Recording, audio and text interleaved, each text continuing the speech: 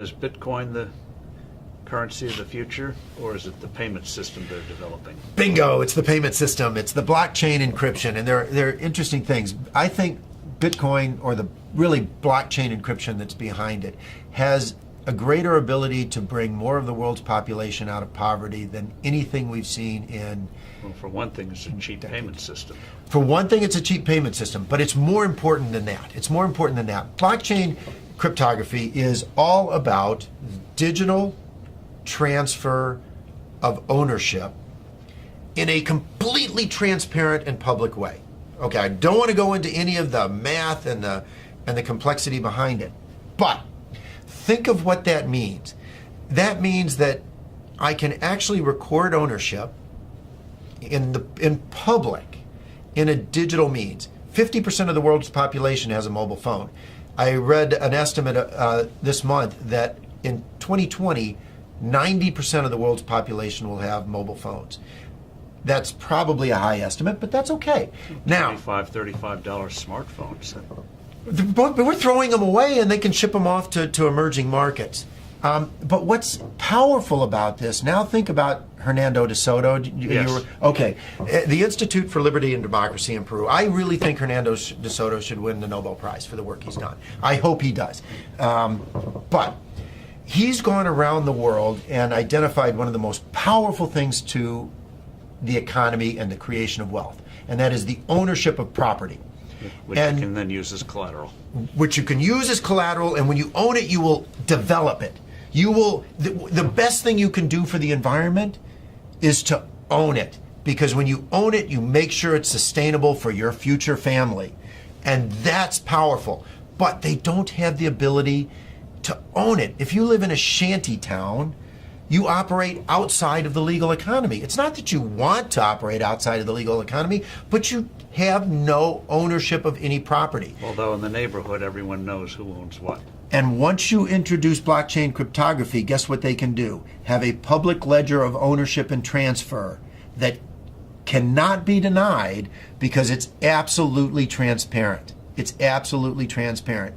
It is the means through which these individuals can get exactly what Hernando de Soto thinks they best need to bring themselves out of poverty.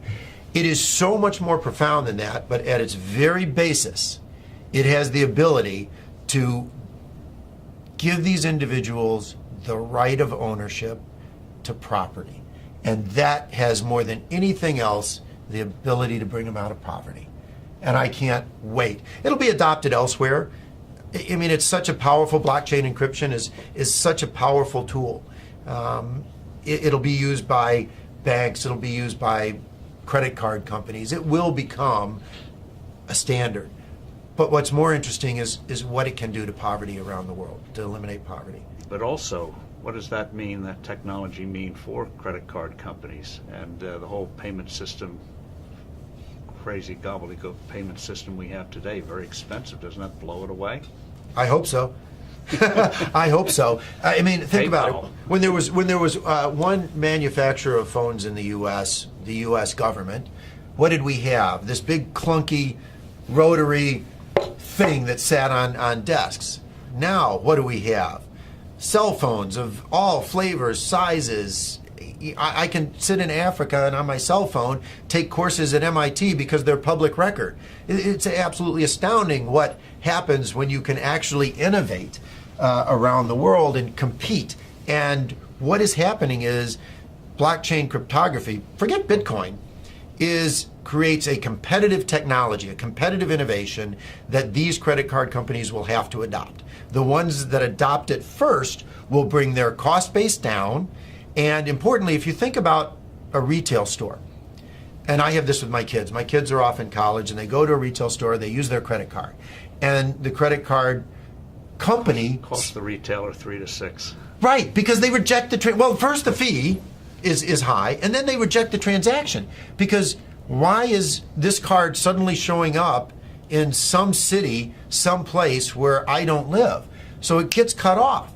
Well, with blockchain cryptography, the buyer and the seller automatically trust each other over an untrusted network. That's what's so powerful about it. A blockchain-based transaction is verified within 10 minutes. It's not verified within 10 minutes for a credit card, which is why 5 to 10% of all transactions are rejected on the spot. It's not verified until often days later. Even a check is not verified for days. And that is completely taken out of the system. So on day one, the retailer's sales go up because they don't have to reject the transaction and they save on the fees.